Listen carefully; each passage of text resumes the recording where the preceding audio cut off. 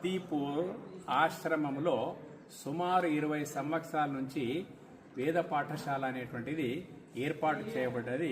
దాదాపు ఇప్పటి వరకు 1500 పైచిలుకు వేద విద్యార్థులు సమర్థవంతంగా వేదాధ్యయనం చేసి వాళ్ళు ఆ యొక్క పురోహిత వృత్తి లోపల మంచిగా రాణిస్తున్నటువంటి సందర్భం ఉంది.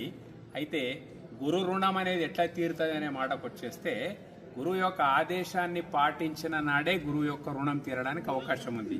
అంతే తప్ప మీరు ఏం చేసినా గురువు యొక్క రుణం తీరది.